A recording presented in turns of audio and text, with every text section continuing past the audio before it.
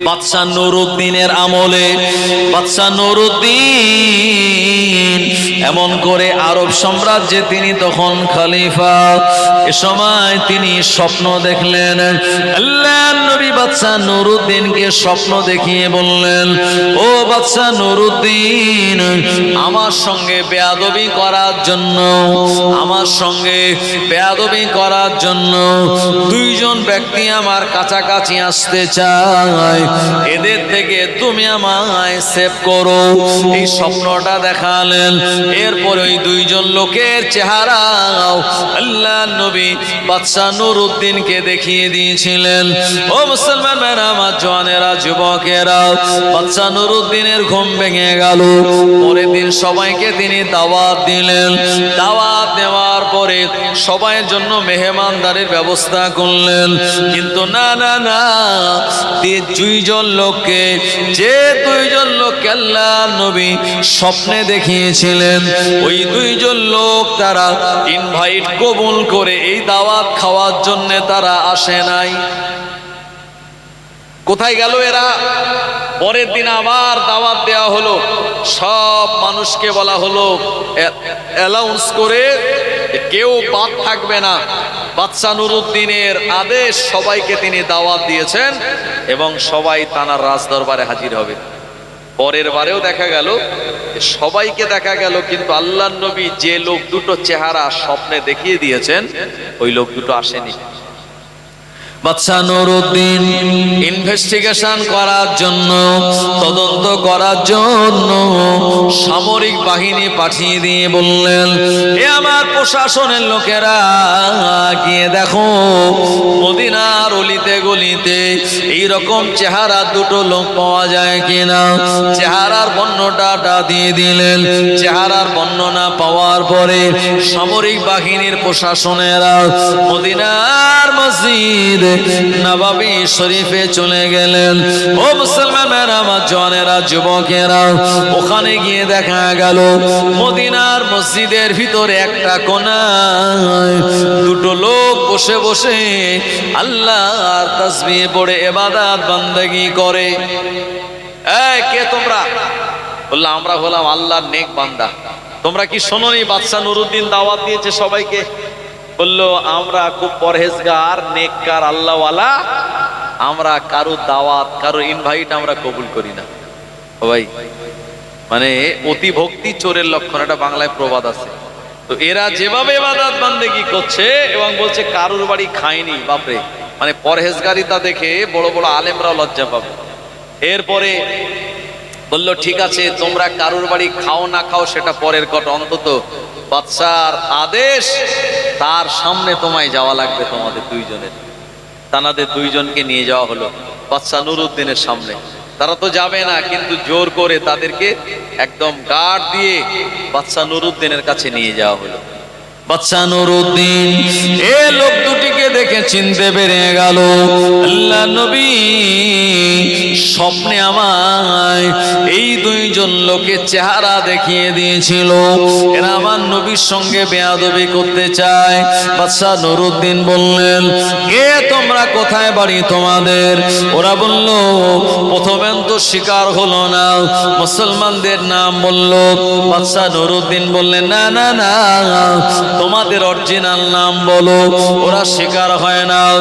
এরপরে তাদেরকে পানিশমেন্ট দেওয়া হলো।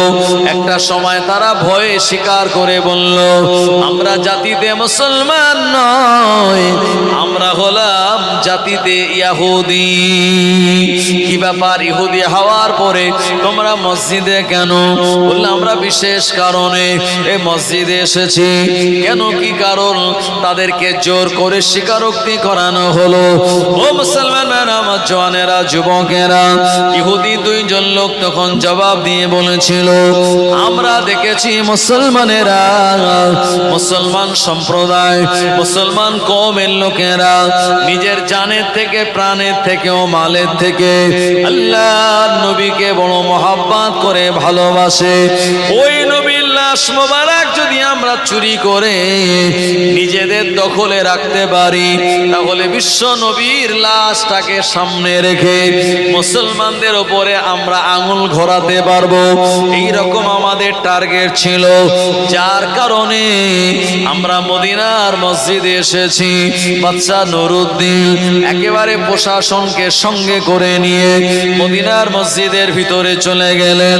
যে জায়গাতে এই লোক দুইটি বসেছিল বাবা, নামাজের মুসাল্লা ফেলে নামাজের মুসাল্লা তোলা হলো। এরপর একটা স্ল্যাব দেখতে পাওয়া গেল।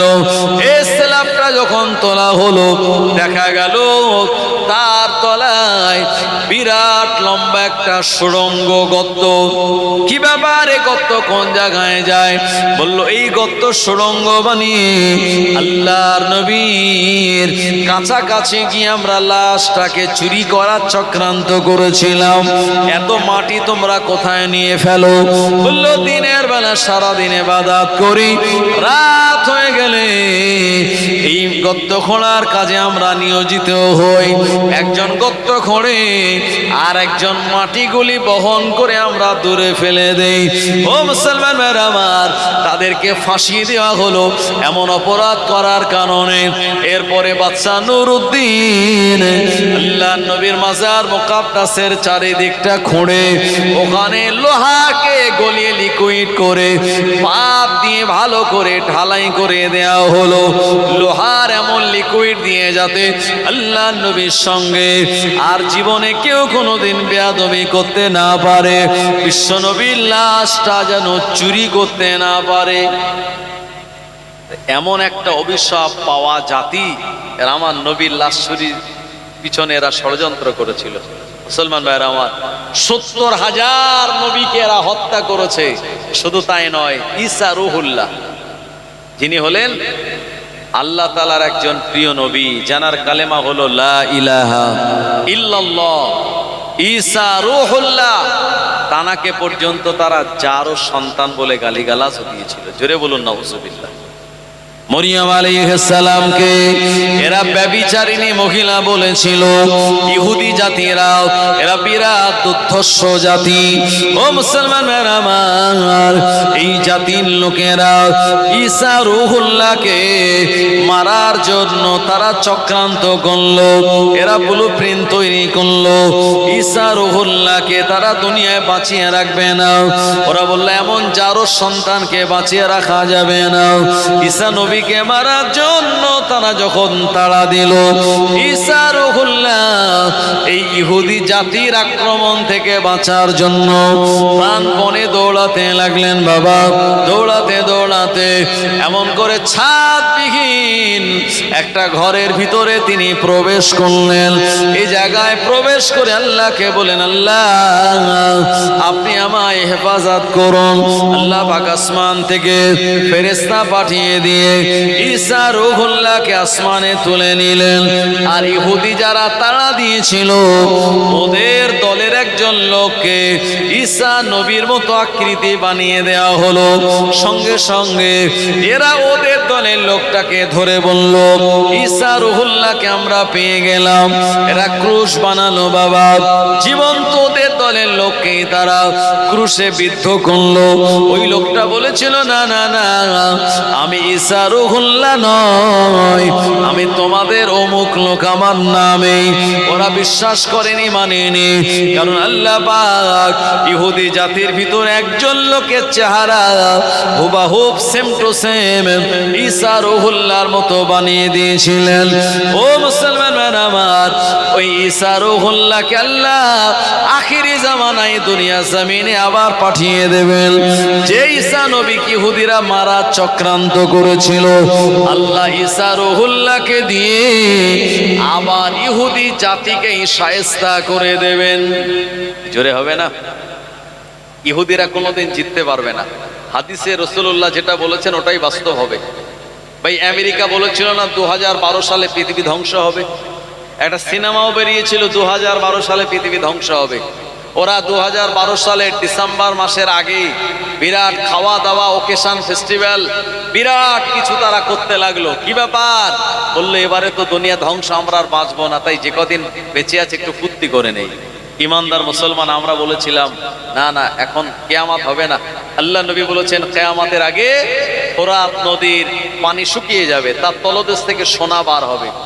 যে ফোরাত নদীর পানি ইমাম হুসাইনকে খেতে দেওয়া হয়নি, কারবালার ময়দানে আওলাদে রসুলদের সঙ্গে ইয়াজিদ বাহিনী গাদ্দারি করেছিল, ওই ফোরাত নদীর পানি শুকিয়ে ফোরাত নদীকে উন্মুক্ত করে সেখান থেকে সোনার পাহাড় বেরিয়ে যাবে।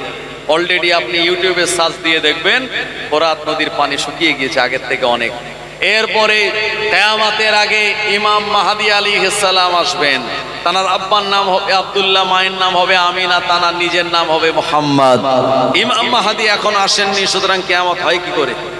দাজ্জাল আসবে, দাজ্জাল এখনো আসেনি। ঈসা রূহুল্লাহ আসবেন, এখনো আসেনি। তাহলে 2012 সালে পৃথিবী ধ্বংস হবে না, আমরা 100% এটা বুঝে গিয়েছিলাম। তাই আমাদের কোনো টেনশন হয়নি।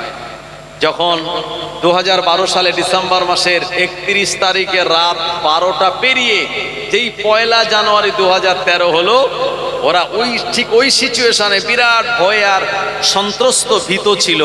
যেই 2013 1 জানুয়ারি শুরু হলো, ওরা বিরাট আনন্দ করে বললে এই যাত্রায় বেঁচে গেলাম, দুনিয়া ধ্বংস হবে না। আমরা বললাম এটা হচ্ছে তাদের মন গড়া কথা, বিশ্বনবী যেটা বলেছেন সেটাই বাস্তবে হবে। বাইতুল মুকাদ্দাস মুসলমানদের সম্পত্তি, বিগত দিনে ছিল, এখনো আছে, আগামীতেও মুসলমানদের দখলেই থাকবে ইনশাআল্লাহ। ইহুদিরা যদি এটা নিয়ে জেরুজালেমটাকে নিজের রাজধানী বানাতে চায়, ওই জেরুজালেমটাই তাদের সমাধিস্থল হবে। ইহুদিরা ওখানেই মারা যাবে, তারা মুসলমানদের সঙ্গে পেরে উঠবে না ইনশাআল্লাহ।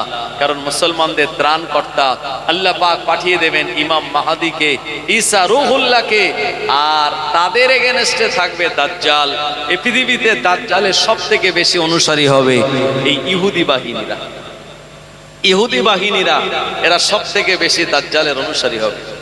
মুসলমান ভাইরা আমার, ও নবীর উম্মতেরা, এইজন্য আমরা যারা মুসলমান, আমাদের ঈমানি দায়িত্ব হলো ফিলিস্তিনের প্রোডাক্টগুলি আমাদের বয়কট করা। এমন করে ডাব শ্যাম্পু সাবান থেকে শুরু করে, বেবি জংশন ক্রিম থেকে পাউডার থেকে শুরু করে, আপনার নেসলে ম্যাগি থেকে শুরু করে, বাটা কোম্পানির জুতো, ফোর্ড কোম্পানির গাড়ি থেকে শুরু করে অসংখ্য যত ইসরায়েলি প্রোডাক্ট রয়েছে, এই প্রোডাক্টগুলি আমরা যদি বয়কট করি, আমরা যদি ঘৃণা ভরে এগুলিকে না কিনি, ও মুসলমান ভাইরা আমার, তাহলে আপনার আমার এটাই হবে ঈমানি মূল দায়িত্ব।